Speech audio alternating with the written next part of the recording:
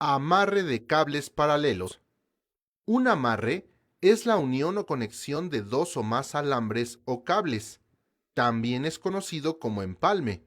Hay que tomar en cuenta que este es el punto más crítico y vulnerable de la instalación eléctrica, por lo cual su confiabilidad depende de la buena elaboración. Vamos a hacer un amarre llamado de cables paralelos.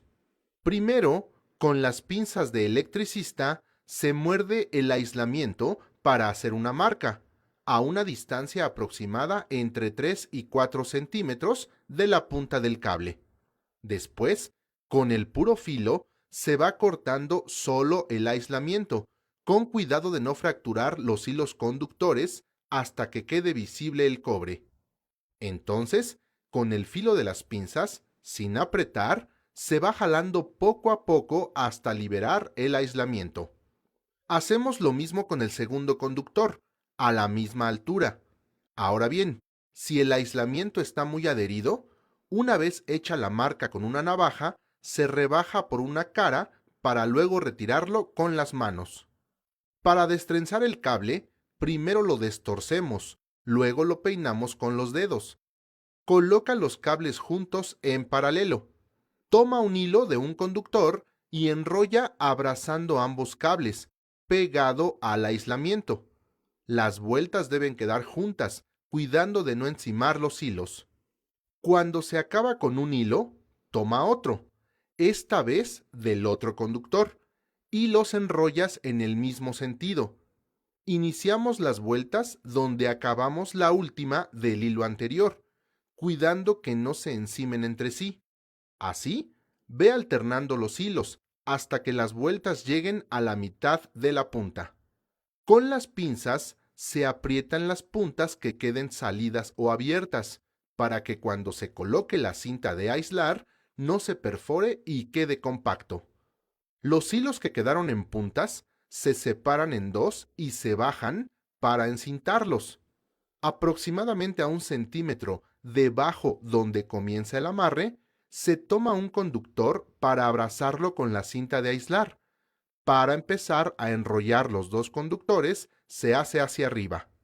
Para cubrir los conductores en la punta, dejamos un exceso de cinta, lo doblamos hacia adentro y luego encintamos hacia abajo, de tal forma que acabes donde empezaste. Ya no quedan puntas al descubierto, así los conductores quedan chatos.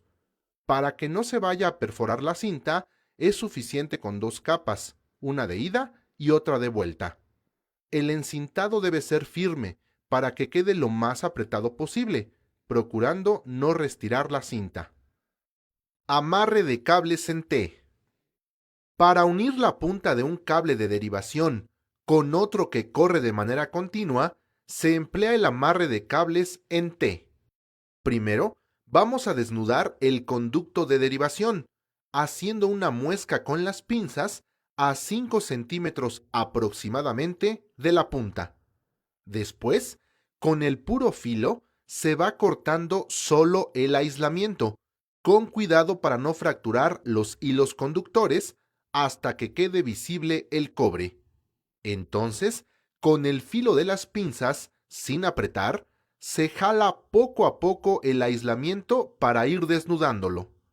Si el aislamiento está muy adherido, utiliza una navaja para evitar fracturar los hilos.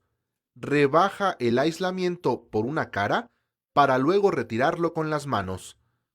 El cable se destrenza primero destorciendo, luego peinándolo con los dedos para que queden los alambres paralelos. El segundo conductor se desnuda solo de la parte donde se requiere hacer la derivación. Para ello, hacemos dos marcas con el filo de las pinzas, cortando el aislamiento en ambos extremos. Con la navaja, rebaja el aislamiento en una cara hasta que el cobre sea visible y retíralo con las manos. Desenrolla torciendo a la inversa del trenzado del conductor.